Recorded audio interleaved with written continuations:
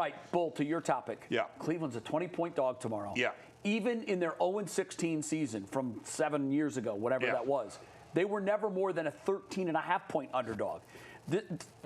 This is like a landmark of apathy, of incompetence. This is the standard over the last 3 years. Yeah. How many points would you need before you would feel comfortable taking the Browns to win? 35.5. That's my exact, for the record, that is my exact number. Did I steal your number? Yeah, you were higher yesterday, and I told you 35. Oh, yeah, I'm sorry. What did I say? I said 42 You and a said half. 42 and a half. 42 and a half, that's right. Here's the thing. This is, I mean, honestly, if it was 27 and you had to bet, who would you bet on? I need at least 30. Okay? Because here's the thing. It's a perfect confluence of events. 1, the Browns are hideous. 2, their quarterback situation is a disaster. 3, they don't even have a running back. Deontay Foreman is the only active running back on the roster. Okay? Their tight end's out. Their best corner's out. They're playing a team in the Ravens that's very good. Now, and motivated. Their defense hasn't been great, but it's been better lately.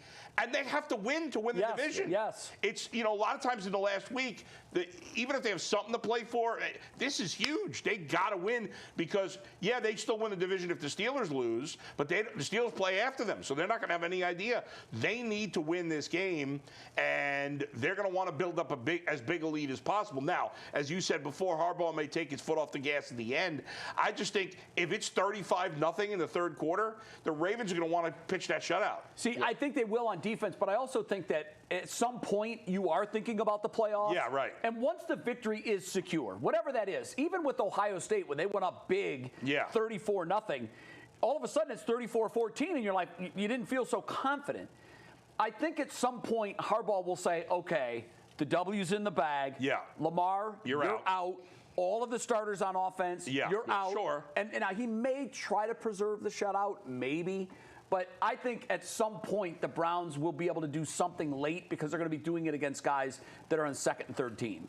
There's really no number that could get me to bet on the Browns. It would either be I bet on the Ravens or I just don't bet on the game. I went through Baltimore's schedule just to look at some of their bigger wins this season. They beat Buffalo by 25. They beat Denver by 31. They beat Houston by 29. They were up 35-0 on the Giants, and they beat Pittsburgh by 3 scores as well. So they are no stranger to putting a whomping on some pretty good football teams. Yeah. I think they can name their number if they want to. What's astonishing is Cleveland beat them the first time around this year. It's hard to believe. It is hard to believe. Yeah. I know there's been a lot of talk the last week about comparing college to the NFL. How did Ohio State lose to Michigan? They go both ways, Tennessee and Oregon.